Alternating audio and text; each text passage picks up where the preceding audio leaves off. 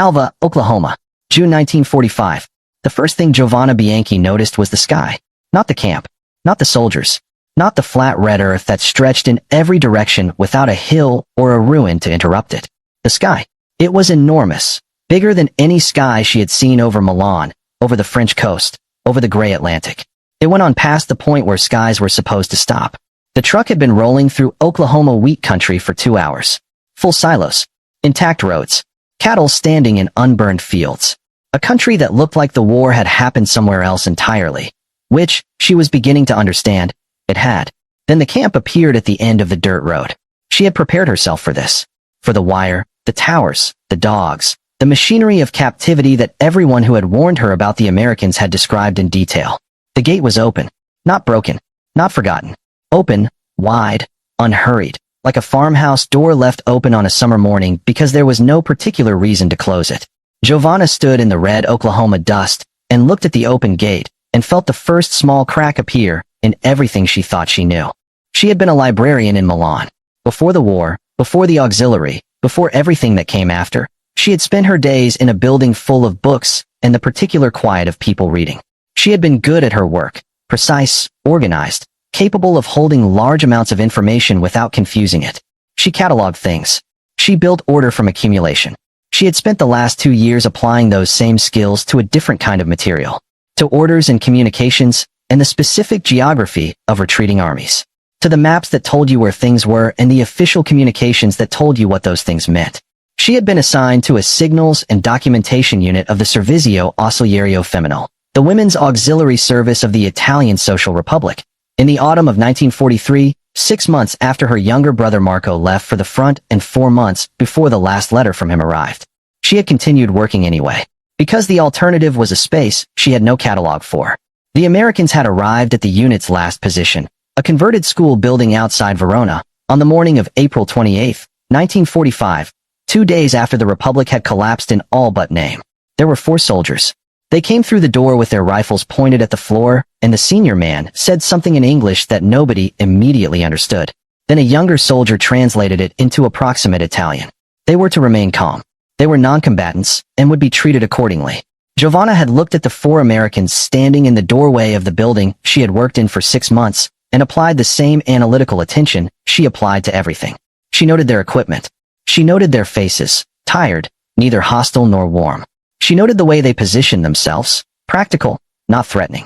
She filed all of this and said nothing. Rosaria Cani had said enough for both of them. She was 19 years old, and from a village of 1,200 people near Brescia where her family had grown wheat and raised pigs for 3 generations. She had joined the auxiliary at 17 because the recruiters came to her village, and she had seen it as something larger than potatoes and mud, and the same horizon she had looked at her entire life. She believed what the officers told her, completely, without reservation, the way you believe things when you have been given no competing information and no reason to look for any. She believed the Allies were destroyers. She had seen the photographs in the newspapers, the bombed cities, the rubble, the columns of smoke. She had been told who was responsible, and she had believed it because the photographs were real and the explanation was given to her by authority, and she was 17 years old in a village near Brescia with no other framework to put it in. When the Americans came through the door at Verona, she had looked at Giovanna and said in a voice that was almost steady, "Now it begins." Nothing had begun. They were searched, briefly and professionally. Their documents were collected. Their names were written in a ledger. Then they waited, and then they were moved, and then they waited again, and the thing that Rosaria had been waiting to begin did not begin. She was still waiting. In the truck, for the last 2 hours of the Oklahoma journey, she had sat with her hands folded in her lap, and watched the wheat fields through the gap in the canvas, and said nothing. Giovanna had watched her watching. The fields were full and the roads were whole, and the farms had paint on their buildings. Not new paint, not special paint, just paint. The ordinary maintenance of structures that had not been damaged, and therefore could be maintained. Rosaria looked at all of it without expression. Then the camp appeared. Then the gate. Rosaria leaned close to Giovanna's ear and said quietly, "It's a trick." Giovanna didn't answer. Teresa Marino was already walking toward it. She was 34 years old, and she had grown up in Turin in the specific way that teaches you early that systems exist to serve themselves, and that the distance between official language and actual reality is a measurement worth taking carefully. She had worked as a bookkeeper in a factory that made machine parts. She had watched the factory change what it made as the war changed what it needed. She had kept the books accurately and said nothing about the changes because saying something about the changes served no practical purpose. Her husband Aldo had been a machinist at the same factory. He had been conscripted in 1942. The last letter arrived in the spring of 1944. After that, silence. The specific silence of a country that had lost the organizational capacity to deliver bad news individually and had moved on to delivering it collectively. Later, enlists. Teresa had joined the auxiliary because the alternative was worse. She had no ideology to protect. She had a practical understanding of how enclosed systems functioned and a clear-eyed assessment of where she stood inside this one. She did not hate the Americans. She did not fear them in the specific way Rosaria feared them. She simply did not know what they were yet, and she was the kind of person who needed to know what a thing was before she decided how to respond to it. She walked through the open gate and looked around the camp with the focused attention of someone taking inventory. Giovanna and Rosaria followed her through. A guard met them on the other side. He was young, perhaps 22, with the unhurried manner of someone who had performed this particular task before. He said something in English and looked at the group of 11 women climbing down from the truck. A second man stepped forward. He was perhaps 40, with the particular posture of someone accustomed to giving instructions. He spoke Italian, careful, slightly formal, with an accent that placed him somewhere between the classroom and the street. "My name is Corporal Rinaldi," he said. "I was born in New Jersey. My parents are from Campania. I will translate for you today, and until you are assigned a permanent interpreter. Do you understand?" Several women nodded. "You are at Camp Alva, Oklahoma. You are in the custody of the United States Army. You will be treated in accordance with the Geneva Convention. Your names will be recorded. You will be assigned quarters. You will be informed of the camp regulations this afternoon." He paused. He looked at the group with the expression of someone adding something that was not on the official list. "No one here is going to hurt you," he said. Rosaria, standing 2 women to Giovanna's left, made a small sound that was not quite a laugh. If you are enjoying this video, leave a like, subscribe to the channel, and drop a comment below telling me where in the US you are watching this video. Corporal Rinaldi looked at her. He did not respond to the sound. He simply looked at her for a moment with the patience of a man who had translated this particular announcement before and understood what it cost people to hear it. Then he turned and led them toward the processing building. The processing unfolded with the impersonal efficiency of a system that had been running long enough to find its rhythm. Names recorded. Documents examined. A medical examination, brief, professional, conducted by a young army doctor who apologized in English, through Rinaldi, before each physical assessment. "He says he is sorry if this is uncomfortable," Rinaldi translated. "He says it is required." Giovanna noted the apology. She filed it. Then Sergeant Helen Pruitt appeared. She was perhaps 40, with the particular quality of someone who had lived her entire life in a place and had become, over time, indistinguishable from it. The flat practical efficiency of the Oklahoma plains in her movements. The directness of a woman who had never needed to be anything other than direct. She wore her uniform with the ease of someone who had worn it long enough to forget it was a uniform. She spoke no Italian. Rinaldi translated. "You will follow me to Barracks 7. I will show you your quarters and explain the rules. The rules are not complicated. If you have questions, you ask through the interpreter. If you have a problem, you come to me." She turned and walked. The women followed. Barracks 7 was a long wooden building painted dark green with small windows on both sides.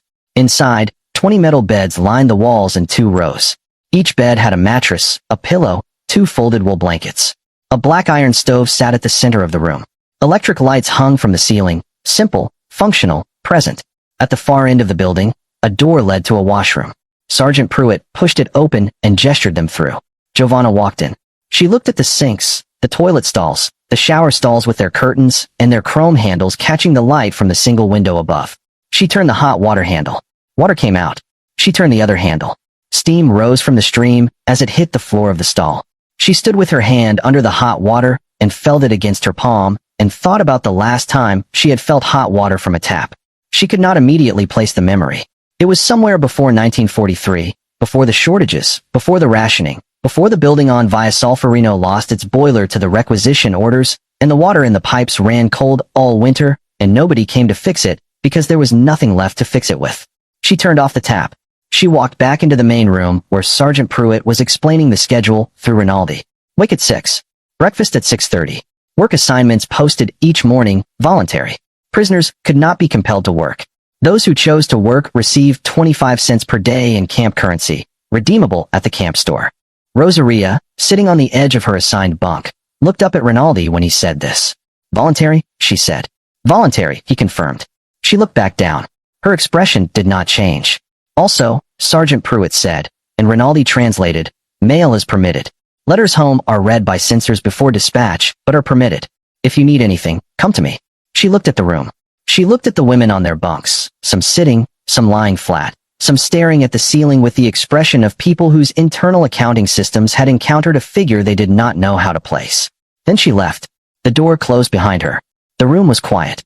Outside, the Oklahoma afternoon pressed against the windows, the flat light of a country that had never been bombed, the enormous sky still visible above the fence line, the wheat field somewhere beyond that running all the way to a horizon with nothing broken on it. Giovanna sat on her bunk and looked at her hands. After a long time, Teresa spoke from across the room. She said it quietly, without drama, the way a bookkeeper states a figure that the ledger cannot dispute. They wrote our names down, she said. They gave us beds. They gave us hot water and 25 cents a day, and they said no one is going to hurt you. She paused. In Turin, before I left, I saw what they did to people they wanted to hurt. This is not that. Nobody answered her. Rosaria lay on her back and looked at the ceiling. Giovanna sat on her bunk and thought about the gate, standing open in the afternoon heat. Wide, unhurried. No calculation visible in it. No performance of openness. Simply a gate that was not closed because no one had decided it needed to be. She had been cataloging things her entire life. She had built order from accumulation. She did not yet have a category for this. Outside, the light was changing. The long Oklahoma dusk beginning. The sky going from blue to something deeper. The wheat fields holding the last of the gold. Somewhere across the camp a door opened, and the smell of something cooking crossed the yard and came through the gap at the bottom of the window. Real food. Hot, actual food. Giovanna lay back on her bunk and looked at the ceiling alongside Rosaria, and the two of them lay there in the gathering dark of their first American night and said nothing at all. The voluntary work list appeared on a board outside the administration building each morning at 7 o'clock. Giovanna found it on the third day.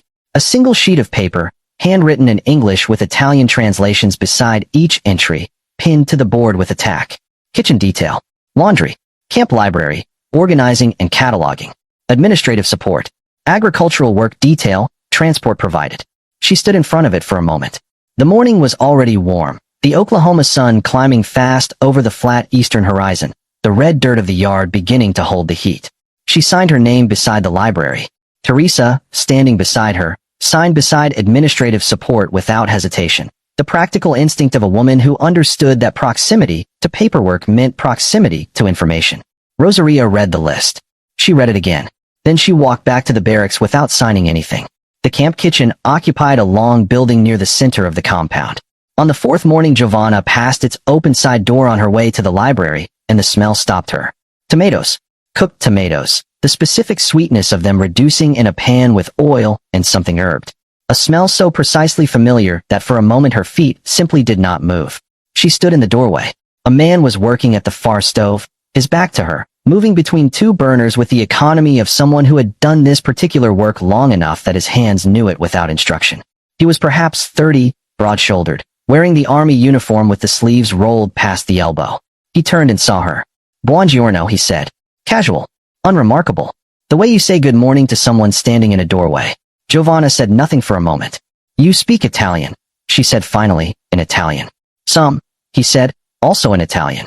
Enough. My mother is from Napoli. She made me learn so I wouldn't forget. He turned back to the stove and adjusted the flame under the pan.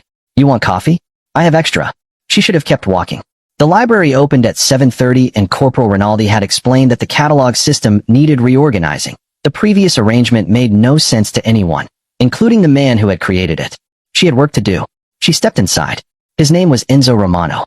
He had grown up in Newark, New Jersey, the second of 4 children. His father sold hardware. His mother cooked every Sunday for anyone who appeared at the door, which was, by Enzo's accounting, a variable number that had never once been 0. He told her this while he poured coffee into a tin cup and set it on the edge of the counter closest to her. He told it without particular purpose, the way people talk while their hands are busy with something else. Your mother, Giovanna said. What did she cook? He thought about this with genuine attention, the way the question deserved. Everything. Ragu on Sundays. All day, you could smell it from the street. Pasta e fagioli in winter. Bacala at Christmas, which I hated as a child and now miss. He glanced at her. You're from Milan? Yes. My mother had a friend from Milan. She said Milanese cooking was too refined. He said it without judgment, simply reporting. She meant it as a criticism. It probably was one, Giovanna said. He laughed. A short, real laugh. Not performed, not aimed at making her comfortable. Just a response to something that was actually slightly funny. She drank the coffee. It was strong and hot and real. She looked at the pan on the stove. What are you making? Sauce. The tomatoes they give me here are not San Marzano, but they are not terrible. He stirred the pan. I make what I can with what there is. That is cooking. That is also most other things, Giovanna said. He looked at her. Yes, he said. It is. She finished the coffee. She set the cup on the counter. She picked up the conversation's obvious exit and used it. I have to go. The library. Come back tomorrow, he said. I'll have the sauce finished. You can tell me if it's wrong. She walked to the library and spent the morning reorganizing a catalog system that had indeed been created by someone with no discernible system in mind. She worked carefully and did not think about the kitchen. She thought about the kitchen. Rosaria had found a place on the eastern side of the barracks where the building threw shade in the late morning. A narrow strip of cooler air against the wooden wall where she sat and watched the camp move through its daily rhythm without participating in it. Private Bobby Sutton found her there on the 5th day. He was 20 years old and from a town called Woodward, 40 miles northwest of Alva, where his family had farmed wheat for 2 generations. He had the particular quality of young men from flat open country, a patience in the body, an unhurriedness in the eyes, as though the landscape had taught him that things arrived in their own time and rushing them served no purpose. He was carrying 2 cups of water. He held one out toward her. Rosaria looked at the cup. She looked at him. He didn't say anything. He simply held the cup at a neutral distance, not pushing it toward her, not withdrawing it. Available. She took it. He sat down against the wall 2 feet from her, not close, and drank his own water and looked out at the yard. A group of male prisoners on the far side of the fence were playing some kind of card game in the shade of the water tower. 2 American guards were watching them with the relaxed attention of men monitoring something that required no intervention. After a while, Rosaria said, in Italian, "Where are you from?" He looked at her.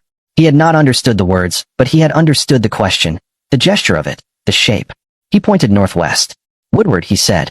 About, he held up 4 fingers, 40 miles. She looked northwest. Flatland. Wheat. The enormous sky. Wheat? She said in English, one of perhaps 12 words she had. He looked at her with what might have been mild surprise. Yeah, he said. Wheat. My dad. And his dad. He paused. You? She understood the question. Grano, she said. Then, finding the English somewhere from a schoolroom that felt very far away. Wheat. Also. She paused. Near Brescia. He nodded slowly. Italy, he said. Yes. They sat with that for a moment.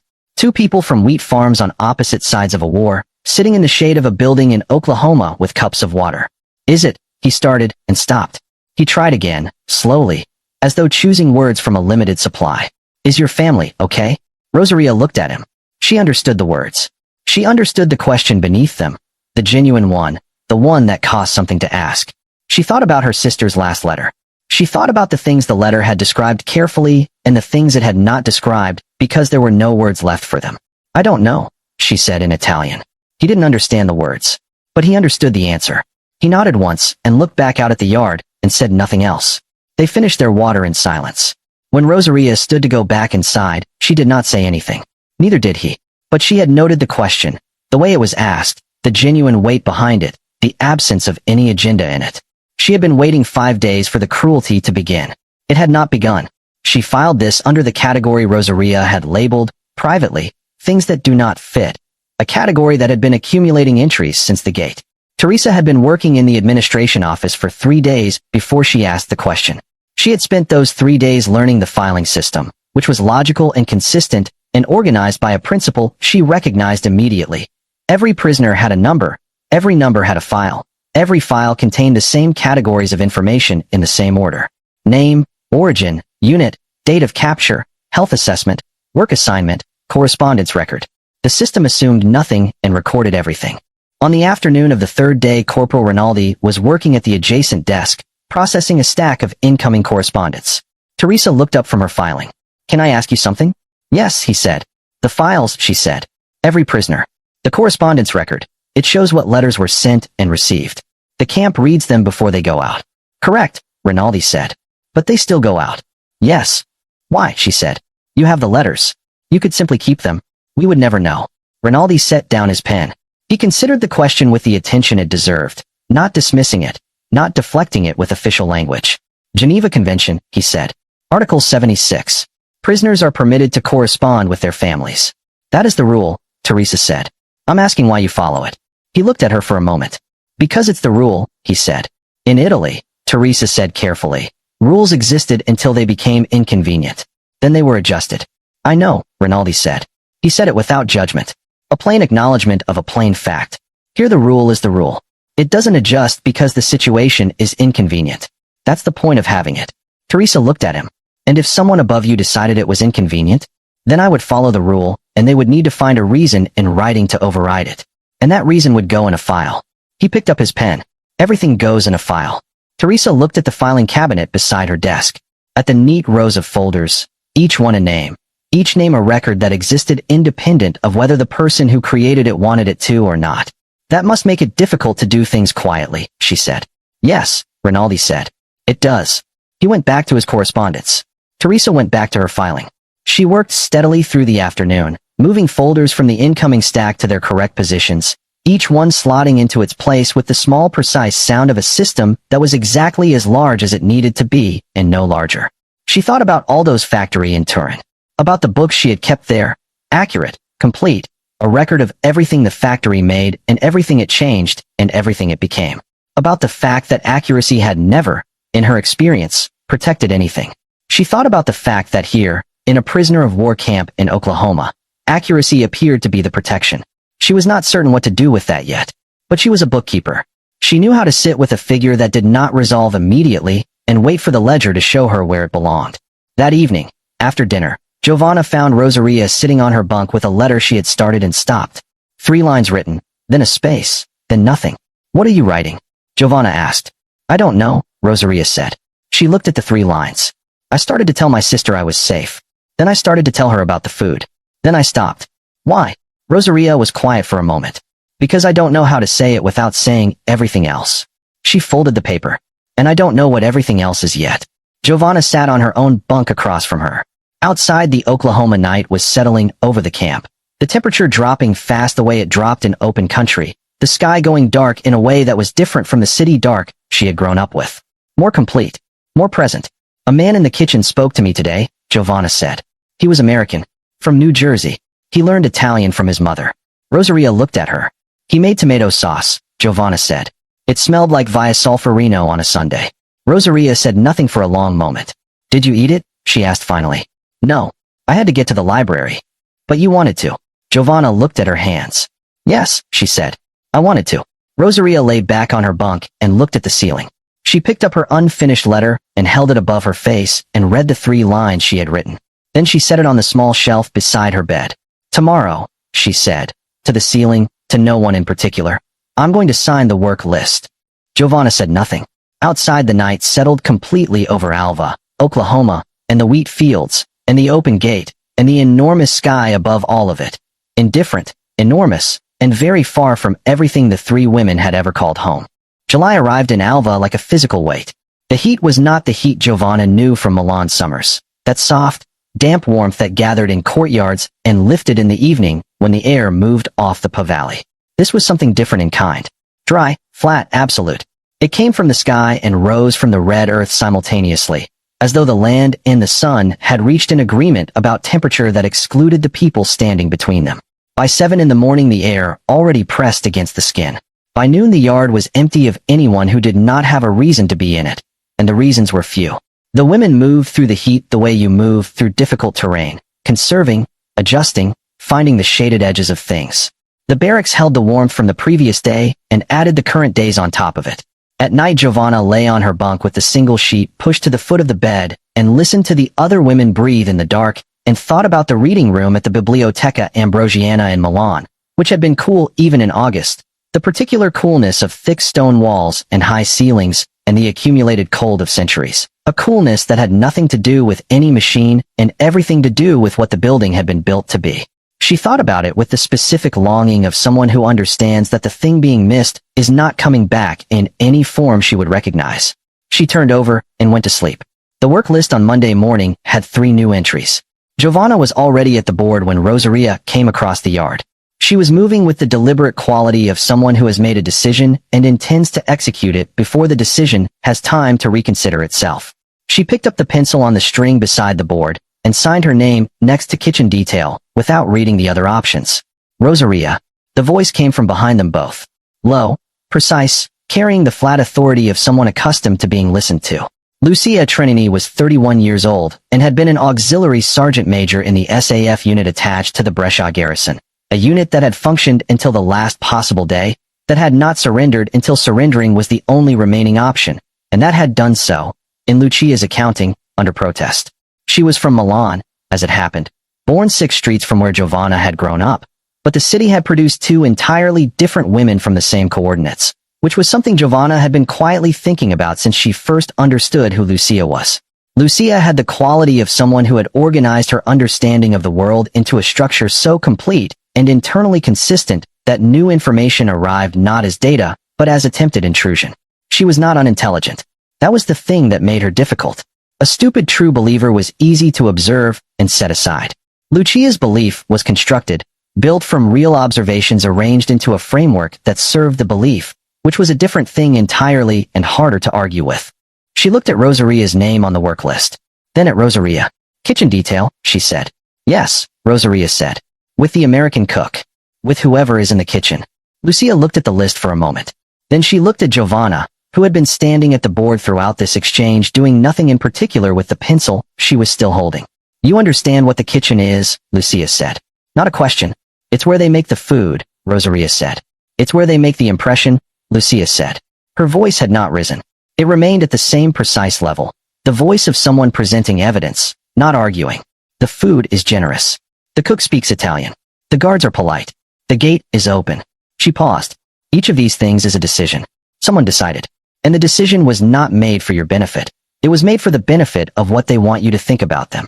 The yard was quiet except for the heat. Somewhere across the camp a door opened and closed. Rosaria said. And what do they want me to think? That they are different from what you were told, Lucia said. That the people who told you were wrong. That your country was wrong, and theirs is right. And the proof is a bowl of pasta and a man from New Jersey who learned his mother's language. She looked at Rosaria steadily. Once you believe that, once you need to believe that to make sense of where you are, you will tell yourself anything they need you to tell yourself. And they know it. That is the point of the kitchen. The 3 of them stood in the heat. A bead of sweat ran down the back of Giovanna's neck. Rosaria looked at the work list. She looked at her name written there in her own handwriting. Then she looked at Lucia. Maybe, she said. Or maybe the soup is just soup. She walked toward the kitchen building. Lucia watched her go. Then she looked at Giovanna. Giovanna said nothing. She put the pencil down on the ledge below the board. She walked toward the library. She thought about Lucia's argument for the rest of the morning, working through the catalog with half her attention and turning the argument over with the other half. The frustrating thing, the thing she could not put cleanly in the category of simply wrong, was that Lucia was not entirely incorrect. Of course the Americans understood the effect of their system. Of course the open gate and the voluntary work and the 25 cents a day produced a psychological result that served their interests. You could not build a system that consistently generated those results and be unaware of them. The question, the one Lucia's argument could not answer and did not try to, was whether a thing could be both calculated and genuine simultaneously. Giovanna shelved books and thought about this, and came to no conclusion. She found the Dante in the afternoon. She had been working through the Italian language section, a modest collection, perhaps 40 volumes, when her hand stopped on the spine. La Divina Commedia. She pulled it from the shelf. The cover was worn at the corners, the spine cracked from use. She opened it to the front page. Stamped in blue ink, slightly uneven, as though the stamp had been applied by someone who did not do it often. Donated by the Esposito family, Alva, Oklahoma. Giovanna stood at the shelf with the book open in her hands. She read the stamp again. An Italian family, in Alva, Oklahoma, who owned a copy of Dante and had given it to a prisoner of war camp library in the middle of the American plains. She stood there for a long time. Around her the library was quiet and warm, the heat pressing gently through the single window above the shelves, the smell of old paper and wood, and the faint iron smell of the stove and used in summer. She did not tell anyone about the stamp that day. She carried it back to the shelf she had been working on and continued cataloging. But she placed the Dante at the end of the Italian section where it would be easy to find, and she noted the name in the back of her mind with the precise attention she gave to things that did not yet have a category but were clearly going to need one. The friction came on a Wednesday. A guard named Corporal Hess, not Sutton, not anyone whose face had become familiar, was managing the afternoon movement between the barracks and the mess hall. He was perhaps 28, with the look of a man doing a long rotation in July heat who had used up whatever patience he had started the week with sometime around Tuesday.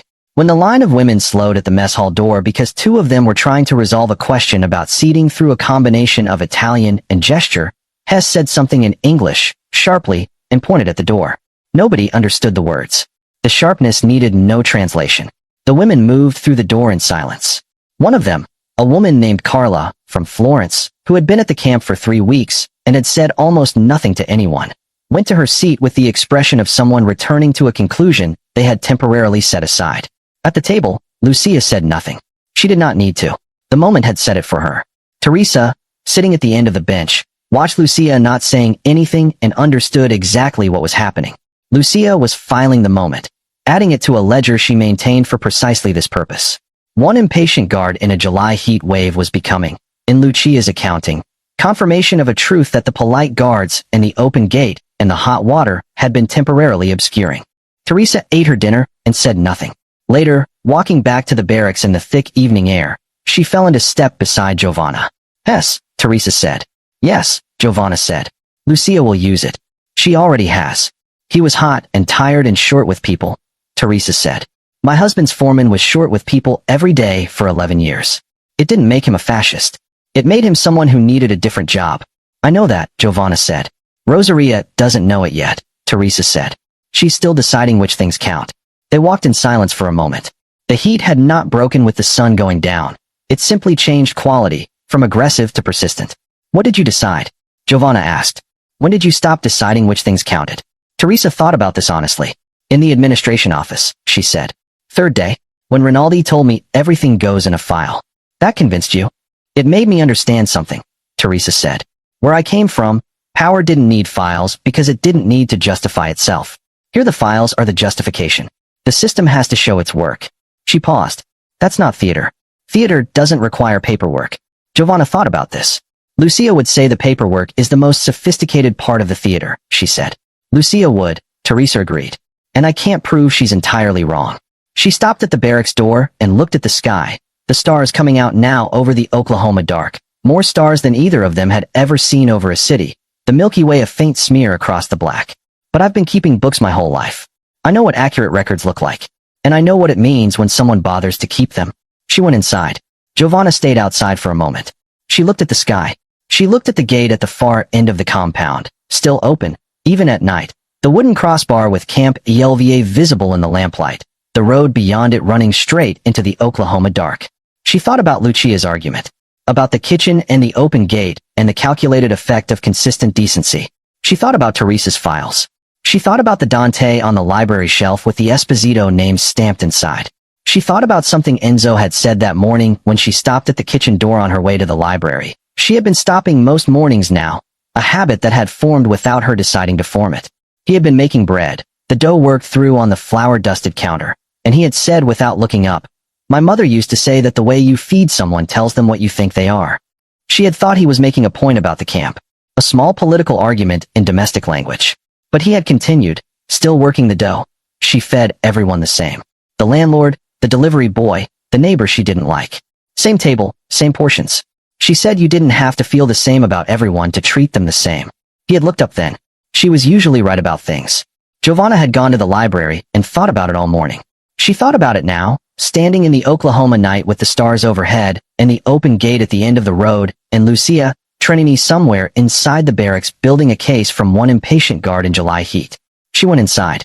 She took out her diary, small, cloth-covered, the same one she had carried since Milan, and wrote 3 sentences. The gate is still open. I don't know yet if that means what I think it means. But I notice that I am no longer certain it means nothing. She closed the diary and lay back on her bunk and listened to the Oklahoma night press its enormous silence against the walls of the barracks. Across the room Rosaria was already asleep. On her small shelf beside her bunk, her unfinished letter home had acquired 3 more lines since the night before. Giovanna could not read them from this distance. She did not try. She looked at the ceiling and thought about files and kitchens and a book of Dante donated by a family in Oklahoma who had kept enough of where they came from to give it away. Outside the heat persisted, patient and enormous, indifferent to everyone beneath it. The meeting was held on Saturday night in the narrow space between the east wall of Barracks 9 and the fence. Lucia had chosen the location carefully, far enough from the guard rotation path that the conversation would not be interrupted, close enough to the perimeter that anyone watching from the towers would see only women taking evening air in the heat. 5 women. Lucia standing, the others sitting on upturned crates someone had moved there over the preceding days, one at a time, without drawing attention. Rosaria had not planned to come. She had been on her way back from the kitchen, the evening cleanup, flowers still faint on her forearms, the smell of the day's cooking in her hair, when Carla from Florence appeared beside her and said only, "Lucia, tonight." After lights down, Rosaria had said nothing. She had gone to the barracks, washed her arms at the sink, lain on her bunk for an hour listening to the heat settle into the building's wood. Then she had gotten up and gone. She told herself she was going because she wanted to hear what Lucia had to say. This was true. It was not the whole truth, but it was true enough to move her feet in that direction. Lucia looked at her when she arrived, but said nothing about her presence. She simply continued. She was speaking quietly, without the hard edge that sometimes entered her voice in the open yard. This was a different register, the voice of someone making a careful argument to people she needed to convince rather than people she needed to command. 3 months, she said. We have been here 3 months. And I want to ask each of you something honestly. She looked around the small group. What has changed? Not here, at home. Your families.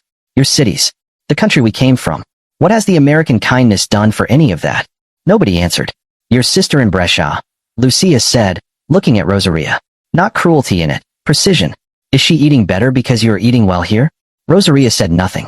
The rubble in Milan, Lucia said, and now she was looking at no one in particular, at the space between them, at the argument itself. The rubble in Turin and Verona, and every city that the war touched, it is still rubble. The soup here is good. The Americans are polite. The gate is open. She paused. None of that moves a single stone in a single ruined street. The evening air pressed warm and still against them. Somewhere across the camp a radio was playing faintly, an American song, something with a brass section, drifting from the direction of the guards' quarters.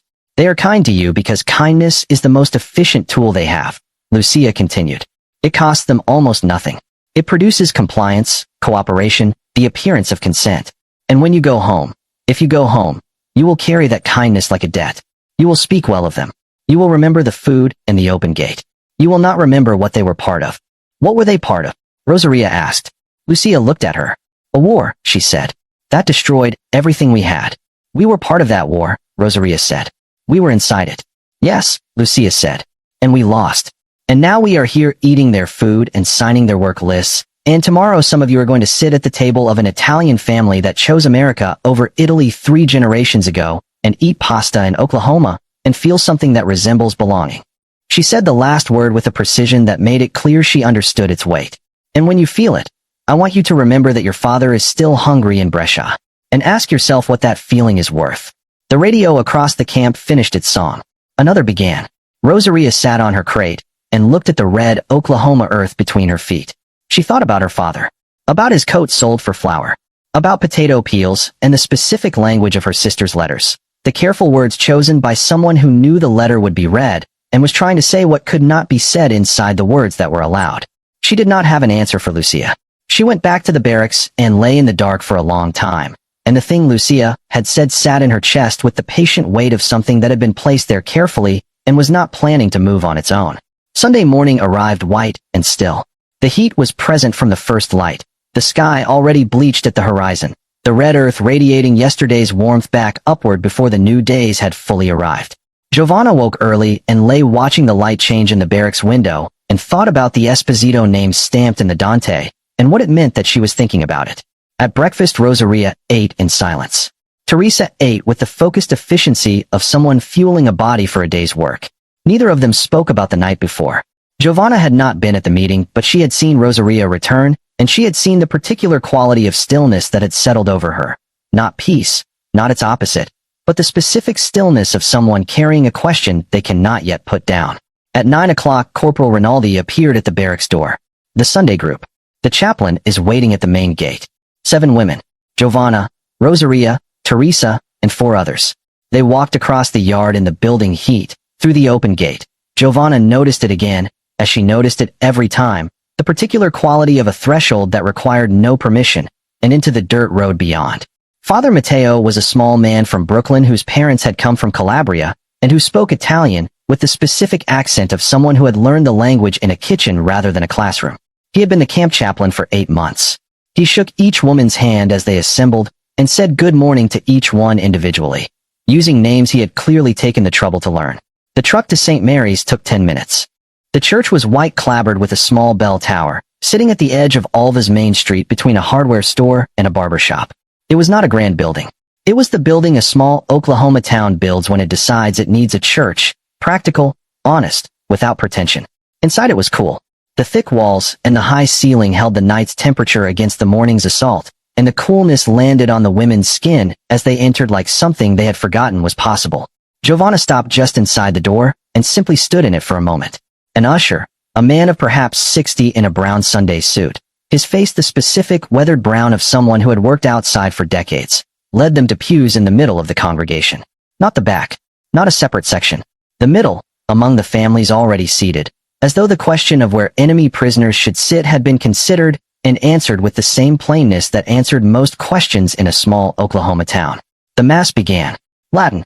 The same Latin Giovanna had heard in the Duomo in Milan, in the small church near her mother's apartment, in the chapel at the school where she had done her first communion at 7 years old. The same words in the same order, spoken by a priest in a white clapboard church in Oklahoma with the same weight they carried everywhere they were spoken. Around her, American voices said the same words. Beside her, Rosaria went still in a way that was different from her recent stillness. Not the stillness of weight being carried, but the stillness of something being briefly set down. Her lips moved. The words she said were the words everyone was saying. She had known them since she was 4 years old in a village near Brescia, and they were the same words, and the people around her were saying them.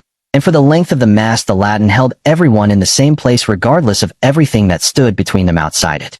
Giovanna watched Rosaria's face from the corner of her eye. She watched something complicated happen there, and then watched it become, for a few minutes, less complicated. She looked back at the altar and said nothing and let the Latin do what Latin does in old stone. Except there was no stone here, only clapboard and Oklahoma heat outside the walls and the cool interior holding them against it. After the Mass, the congregation moved to the church hall. Long tables, white paper cloths, the smell of coffee and something baked, and the particular smell of a room full of people who have known each other for years and are comfortable in the knowledge. Families settled into their accustomed places. Children ran between the tables until someone's mother said a word, and they stopped. The women from the camp stood near the door, and Corporal Rinaldi translated Father Matteo's quiet instruction, "Find a seat anywhere. You are guests." An old man appeared at Giovanna's elbow. He was perhaps 75, small, with white hair and the very dark eyes of someone from the south of Italy. He was wearing a suit that had been good once, and had been maintained carefully through whatever years had passed since. He looked at Giovanna and then at the group and then back at Giovanna, and he said, in Italian that came from somewhere older than any classroom, "You are from the camp." "Yes," Giovanna said. "From Italy." "Yes." "Milan." He nodded slowly. "My grandfather was from Calabria," he said. "He came in 1899. He never went back." He looked at her with the dark eyes. "Welcome," he said. "Not welcome to America. Not welcome to Alva. Just the word, plain, as though she had arrived somewhere she had a right to be." "Thank you," Giovanna said. "Come," he said. "My wife has been cooking since Thursday." The Esposito table was in the corner of the hall, long enough for 12 people, already half full with family, children, a daughter-in-law, 2 men who looked like sons, a teenage girl who looked at the Italian women with the open curiosity of someone who had heard about them and was now making her own assessment. The food arrived in stages, carried from the kitchen by Mrs. Esposito herself, a small, broad woman of perhaps 70, her white hair pinned back, her movements efficient with the efficiency of someone who had been feeding large numbers of people for 50 years and had developed an economy of motion equal to the task. Pasta first. Handmade. Not the refined northern kind Giovanna knew, but something rougher and more generous. The sauce thick and dark with long cooking. The smell of it rising from the bowls as they were set down, filling the corner of the room with something that had no business being in Oklahoma in 1945 and was entirely, absolutely there. Giovanna picked up her fork. She ate one bite and sat with it. She thought about Enzo in the kitchen saying the way you feed someone tells them what you think they are. She thought about his mother in Newark who fed everyone the same. She looked at the Esposito table, at the old man in his maintained suit, at Mrs. Esposito moving between the kitchen and the hall, at the teenage girl who had stopped assessing the Italian women and was now simply sitting among them as though the assessment had concluded satisfactorily, and she thought about Lucia's question. What is the strategic value of the Esposito family? She could not find one. They were not army. They were not performing anything for anyone's benefit. They were a family in Oklahoma that had kept enough of where they came from to cook pasta on a Sunday, and they had set a table, and they had said welcome with the plain weight of people who meant it. She ate her pasta and felt something settle in her that had been unsettled for a long time. Rosaria had the letter in her pocket. She had carried it there since the previous morning, folded small, the paper worn soft at the creases from handling. She had not planned to bring it. She had not planned not to bring it. It had simply been in her pocket when she left the barracks, and she had not taken it out. She sat at the Esposito table with her bowl of pasta untouched in front of her, and she took the letter out and unfolded it on the table beside the bowl and read it. She had read it many times. The words had not changed. Her sister's handwriting, careful and small to fit everything into the permitted space. The potato peels. The coat sold for flour. The youngest brother who had stopped growing, her sister wrote, which the doctor said was from not eating enough, which the doctor said with the careful language of someone describing a thing that could not be fixed with the resources available. Rosaria read the letter and looked at the pasta and looked at the letter. Mrs. Esposito appeared at her shoulder. She looked at Rosaria's face, then at the untouched bowl, then at the letter on the table, not reading it, simply registering that it was there and that it had produced this particular stillness in this particular young woman. She sat down in the empty chair beside Rosaria. She did not say anything for a moment. She looked at the table, at the food, at the hall full of people eating and talking. Then she looked at Rosaria, and she took her hand, both hands, the way an older woman takes the hands of someone younger when words are not the right instrument, and she said, in Italian that came from the same old place as her husband's, "Mangia, Cara, eat. You are safe here." Rosaria looked at her. The words landed in a place she had not known was waiting for them. Not because they were new. Corporal Whitfield had said them from a phrase card the day they were captured, the day it had seemed like the beginning of something terrible. But because this woman had no phrase card. She had no military purpose, no strategic interest, no system she was maintaining. She was 70 years old, and she had been in Oklahoma her entire life. And she had cooked pasta since Thursday, and she was holding Rosaria's hands, and saying you are safe here, because it was true, and because she wanted Rosaria to know it was true, and because that was the only reason she needed. Rosaria looked at the letter on the table, at her sister's careful handwriting, at the words describing a brother who had stopped growing. She thought about Lucia, about the argument that was almost right, about the kindness that costs nothing and produces compliance. She thought about Mrs. Esposito's hands.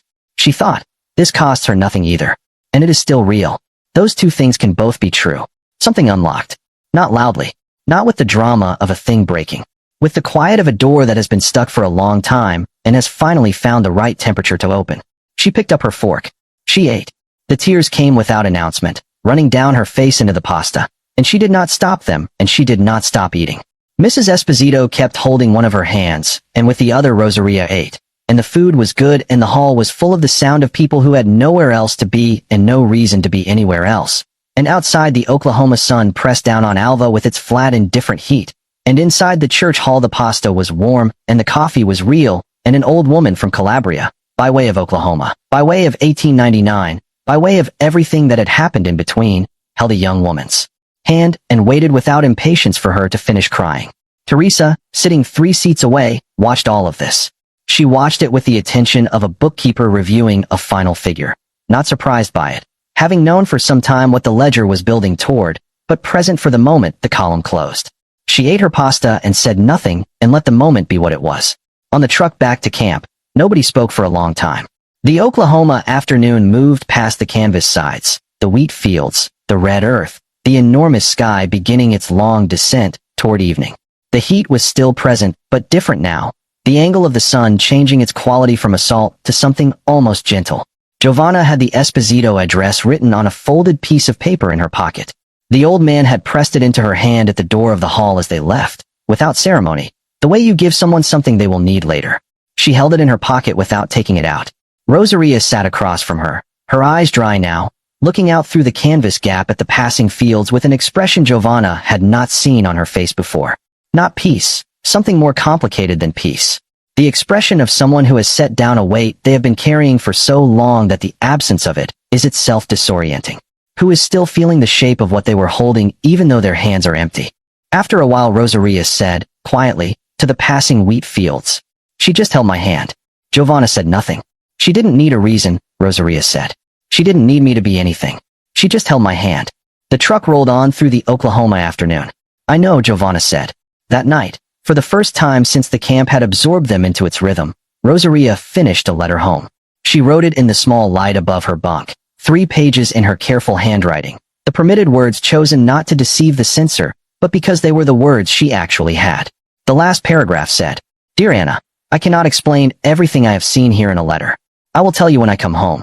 But I want you to know that I have met people here, American people, Italian-American people, who held my hand when I was crying and fed me pasta and asked nothing in return.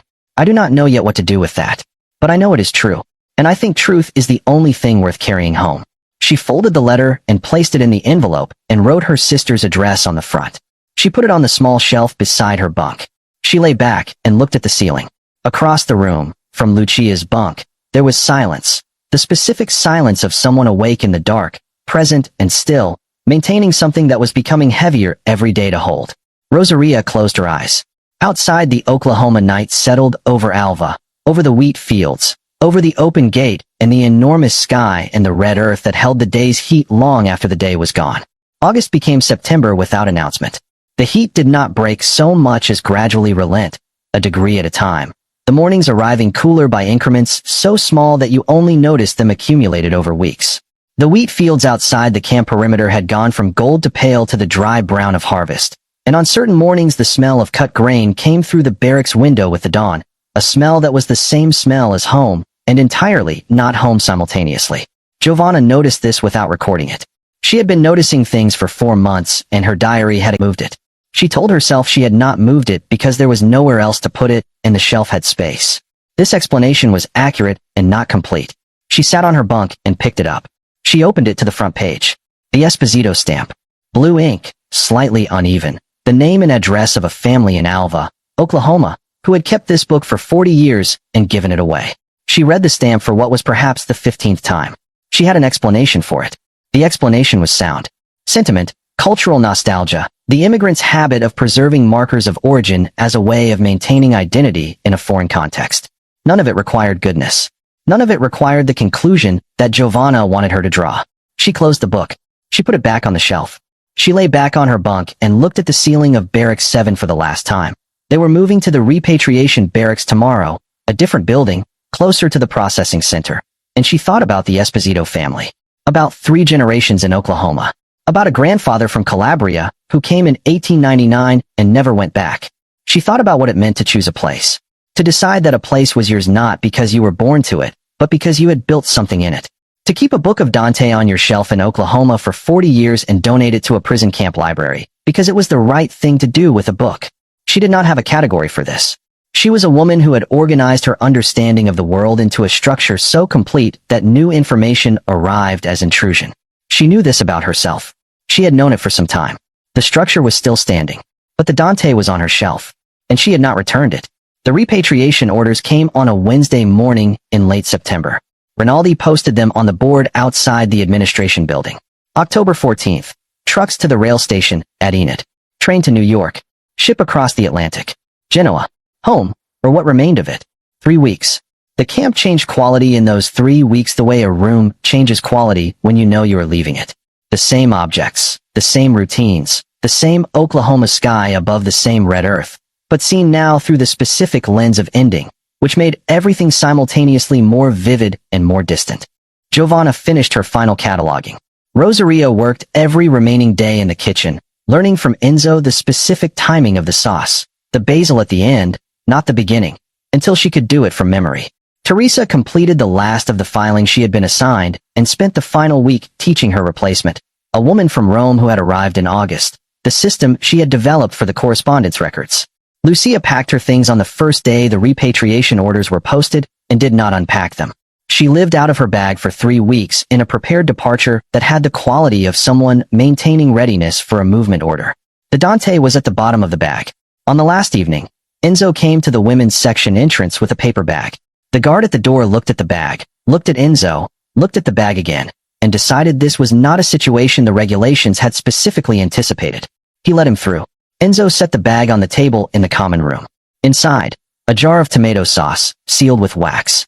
A folded piece of paper with the recipe, his mother's, from Naples, the basil at the end. A second piece of paper with his mother's address in Newark. The sauce will last 2 weeks if the seal holds, he said. Long enough to get to Italy. Maybe. He looked at the 3 women. At Giovanna, who had appeared at his kitchen door one morning and never fully left.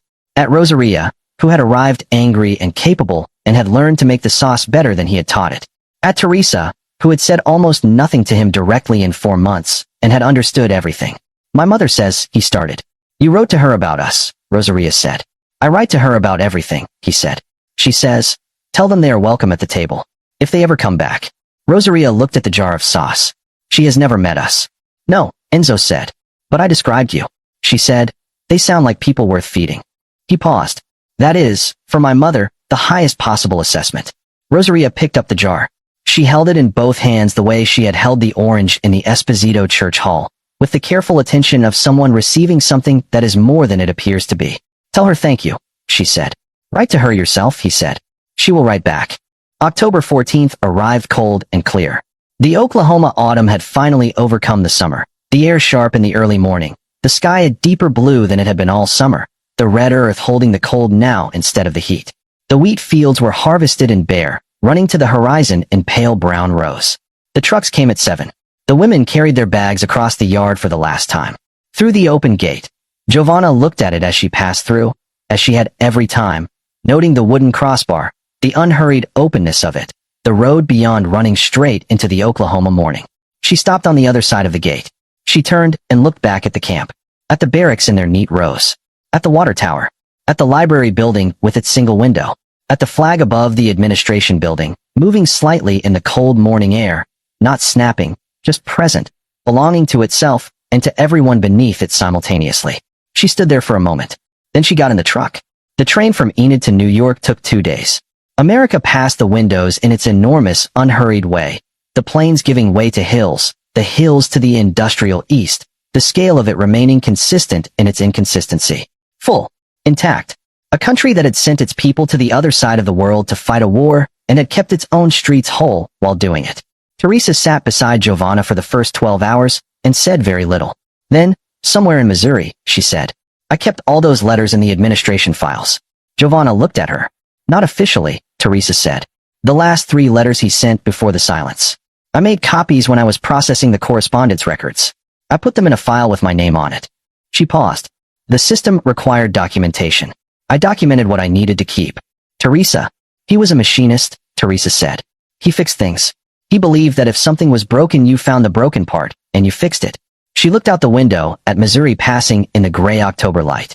I think that is what this country does. It finds the broken part. It fixes it. It writes the fix in a file so it can be found again. She paused. Where I come from we hid the broken parts. We pretended they weren't there until they weren't there anymore in a different way. She did not say anything else for a long time. Giovanna sat with it.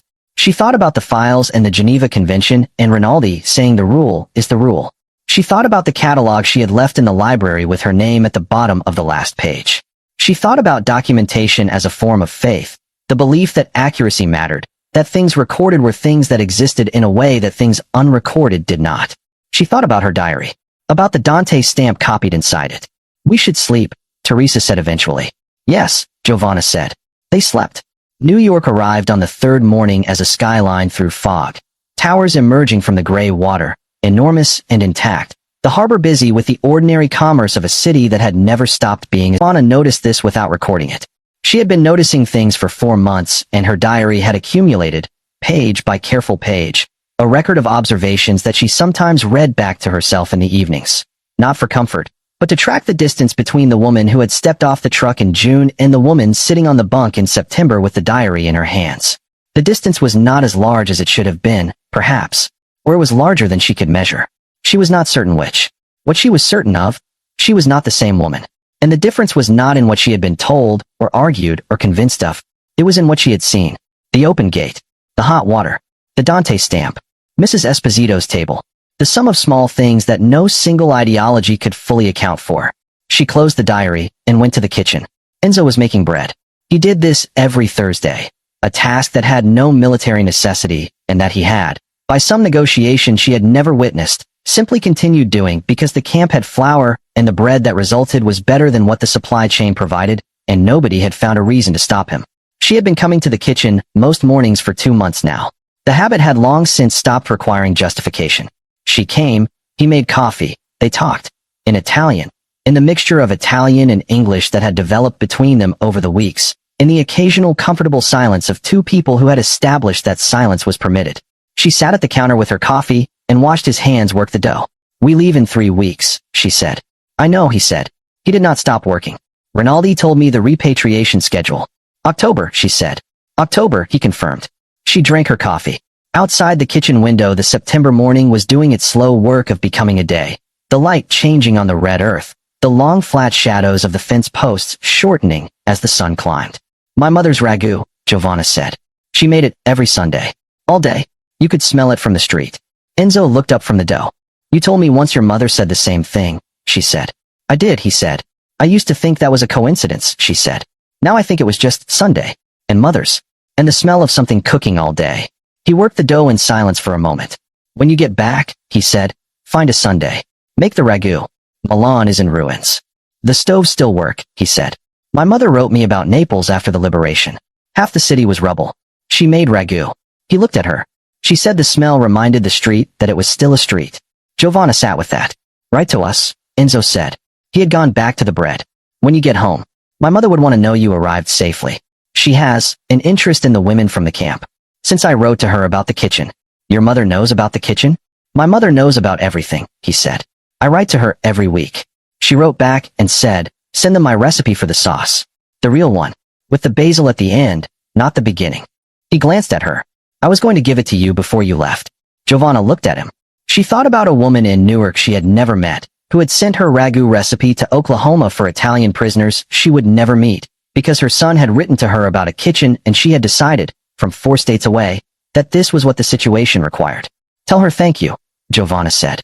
"Tell her yourself," Enzo said. "Write to her. She will write back. She always writes back." He gave her the address on a piece of kitchen paper, written in his round handwriting, flour dusted at the corner from his thumb. She folded it and put it in her pocket alongside the Esposito address that had been living there since July. She finished her coffee. She went to the library for the last time. The Dante was gone from the shelf. She had known it would be.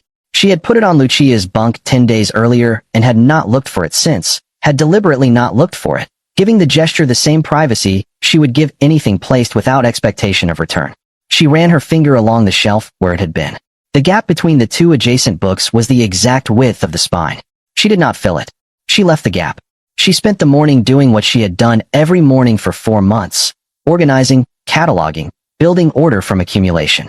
She worked through the remaining Italian language section, checking each volume against her handwritten catalog, correcting 2 entries she had made incorrectly in July when the heat had been at its worst and her attention had been divided. At noon she closed the catalog and set the pencil down on the cover. She looked at the shelves she had organized, at the neat rows, each book in its place, each spine legible, each title findable by anyone who came looking. 3,000 books in a room in Oklahoma that would go on being a room in Oklahoma after she was gone, with or without her catalog. She thought about the Biblioteca Ambrosiana in Milan, about the reading room with the thick stone walls and the accumulated cold of centuries, about whether the building was standing. She did not know if it was standing. She picked up her pencil and wrote one final entry in the catalog, not a book title, not a call number, but a note at the bottom of the last page in her careful handwriting. Catalog reorganized June, September 1945 by Giovanna Bianchi, Milan. The Italian language section is on the 3rd shelf from the left, alphabetical by author. She closed the catalog and left it on the desk and walked out of the library into the September morning. The confrontation that never happened occurred on a Tuesday. Rosaria was crossing the yard toward the kitchen when Lucia fell into step beside her, not blocking her path, not positioning herself as an obstacle, simply walking in the same direction at the same pace. The yard was busy with the morning's movement, women going to work assignments, guards doing the rotation change, a supply truck idling near the warehouse. They walked in silence for 20 feet. Then Lucia said, "You stopped coming." "Yes," Rosaria said. "You could have said something." "I didn't have anything to say," Rosaria said. "I still don't." They walked another 10 feet. "When we get home," Lucia said, "it will be as I told you. The ruins will still be ruins. The hunger will still be hunger. The kindness here will not have changed any of it." "No," Rosaria said. It won't. Then what was the point of it? Rosaria stopped walking. Lucia stopped beside her. They stood in the middle of the yard with the morning moving around them. Mrs. Esposito held my hand, Rosaria said. While I cried. While I read my sister's letter about my brother not growing because there wasn't enough food. She looked at Lucia. She held my hand. She didn't fix anything. She didn't pretend to fix anything. She just held my hand. Lucia said nothing. I'm not going home thinking America is paradise, Rosaria said. I'm going home knowing that a woman in Oklahoma held my hand when I was crying and asked nothing back. That's true. It happened. And I'm going to carry it. She turned and walked toward the kitchen. Lucia stood in the middle of the yard for a moment. Around her the camp continued its morning rhythm. The supply truck idling, the guards rotating, the Oklahoma sun climbing its flat arc toward noon. Then she walked back to the barracks. The Dante was on her. She looked at it. Madonna, she said quietly. Not an exclamation. A plain response to a plain fact. The piers, the noise, the smell of the harbor, salt and fuel, and something industrial, and underneath it the specific smell of a city at full function, the smell of things being made and moved and used. Everywhere the evidence of a place that had not stopped. Cranes working, ships loading, traffic on the elevated roads above the waterfront. Men in ordinary clothes doing ordinary things with the unhurried efficiency of people for whom ordinary was still available.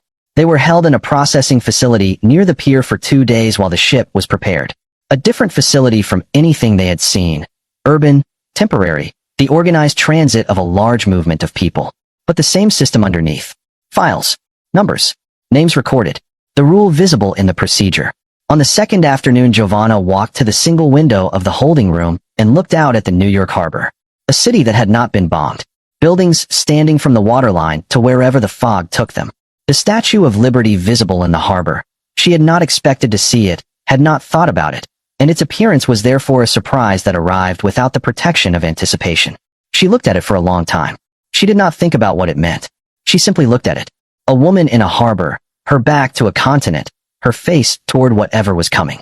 The same harbor through which the Esposito grandfather had arrived in 1899, through which Enzo's parents had arrived from Naples, whenever that was, through which an uncountable number of people had arrived carrying whatever they carried and looking at this same harbor and deciding, or discovering, that this was where they were.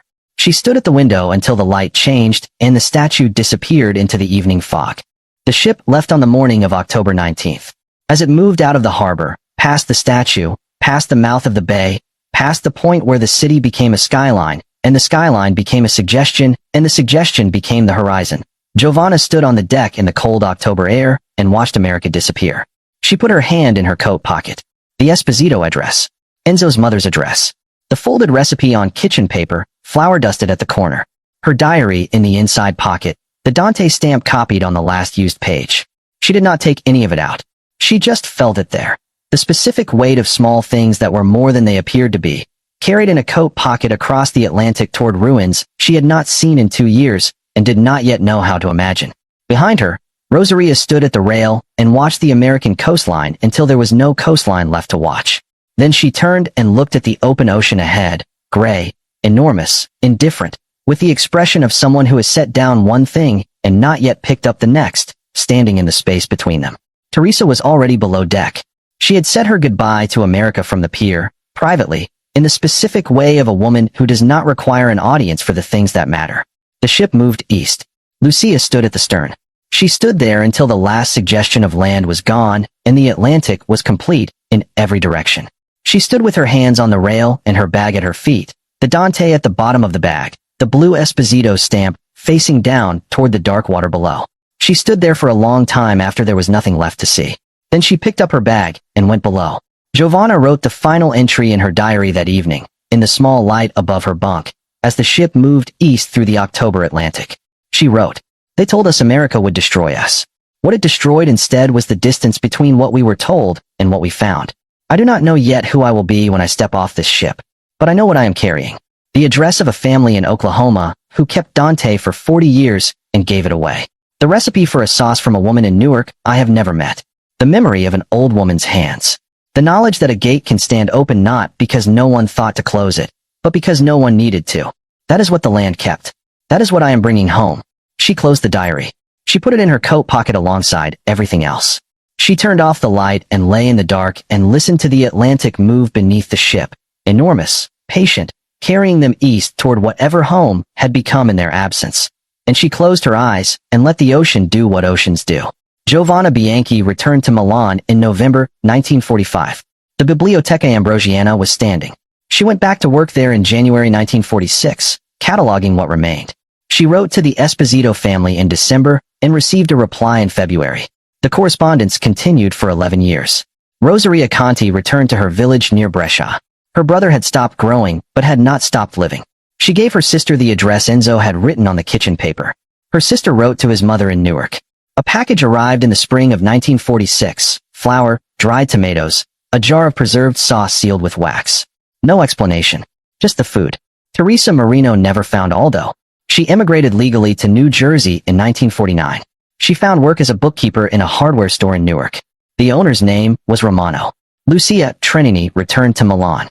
She never spoke publicly about the camp. The Dante remained on her shelf until her death in 1987.